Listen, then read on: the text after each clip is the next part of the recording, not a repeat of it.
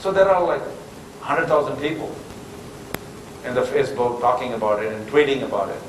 But we found that there are these 203 individuals who are really able to spread the message the farthest, because it keeps going. They have a lot of followers, and the message goes down to multiple generations. What are the factors that made these 203 people stand out among the 100,000? What is the fact? Why are these 203 people able to spread the message further, and why others are not? What are the factors? Well, we found they have a higher clout, they have a higher reciprocity, meaning like they tweet, somebody else tweets them back. So there is connectivity. There is transitivity. If I tweet to you and you tweet to somebody else, then there is a higher chance that when I tweet, that somebody else also sees that. So you clearly see that what are the factors. We identify about 15 factors that help to isolate which are the individuals who, when we target, use as a seed user, can spread the word the farthest. And then we use these factors to locate all the ideal candidates in Mumbai. And then we recruited them. We called them. Said, come to this ice cream parlor. Participate in this extravaganza. This is something great deal. Here is Farah Khan coming. Here is Vishal Shekhar coming and playing the music. So we had a buzz. So all the celebrities came. They came. We recruited them. We told them, your job is that you're going to make your own ice cream creations. And once you create it, we want you to participate in this game and spread the word about this ice cream to as many users. And there are awards for whoever is able to spread the message the farthest, and there are a lot of prizes for whoever is able to convert that to sales. How do we monitor that? When you monitor the conversation, if you tweet, there is a hashtag associated with it, and you can put the hashtag to the ice cream creation. And when somebody goes there, I tweet to you and you get a hashtag for that ice cream creation, go to the Hokey Pokey parlor, show that hashtag, it gets registered in the cash register. End of the day, our computer reads the cash register and says how many hashtag of that particular consumer has been sold. So how many ice cream creations of that particular type has been sold, who it should be credited to. Every day we did this for 16 months. And so that's where we recruited, they participated. There's not much motivation needed here because they like ice cream. But one piece of detail that I have to give you here, which I didn't say so far, which is, will this be effective if I recruit anybody who talks in the social media?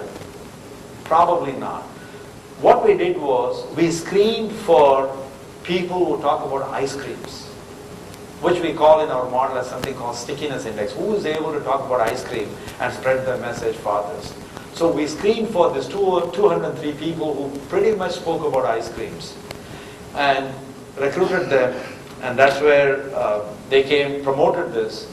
Then we used these 203 candidates in this campaign to talk about the ice cream in one city, Mumbai, and we reap the rewards. So what are the metrics that we tracked and how does it work? So what did Hokey Pokey gain from the social media campaign? First, if you look at the pre-campaign, which was November 28 to Feb 2010, and then during the campaign, which I told you 16 months, March 2010 to June 2011, metric by metric you can see. First, sales revenue growth rate. They were growing at some rate, say, assuming they are growing at 20%. We found that 40% of the growth was attributable to this campaign. The remaining growth as a Hokey Pokey chain came from adding outlets. Because as you add outlets, naturally your chain sales will go up, pretty much as the main source.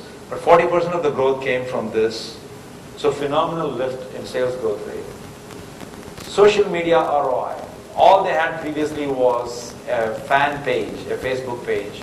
People can write about it in their Facebook page and say, I like Hokey Pokey.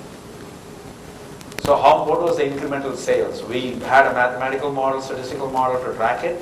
and we were able to establish what is the cost of maintaining the conversation, hokey pokey fan book page, what was the lift in sales because of that, versus now our social media campaign, what is the additional cost, but what is the additional profit also.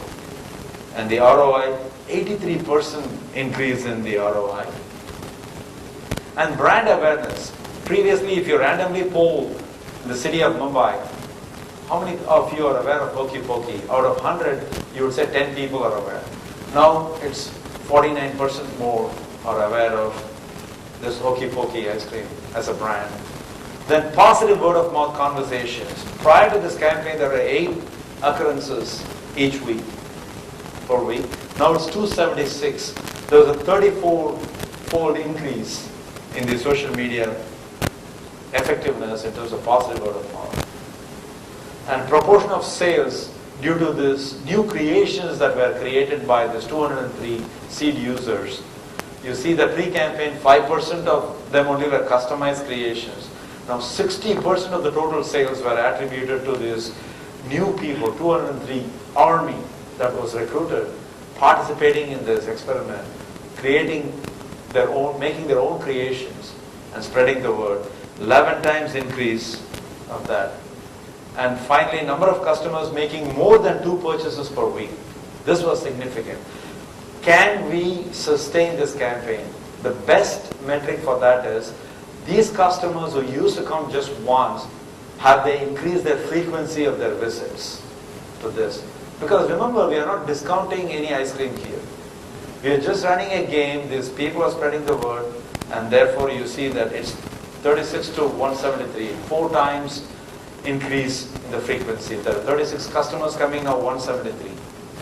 You can imagine a difference of about 140 customers making and spending additional 100 rupees. So 140 times 100, 14,000 over multiple outlets. So what is that? Something qualitatively we were monitoring in the social media. We were looking at these are the flavors that were created by these campaign participants.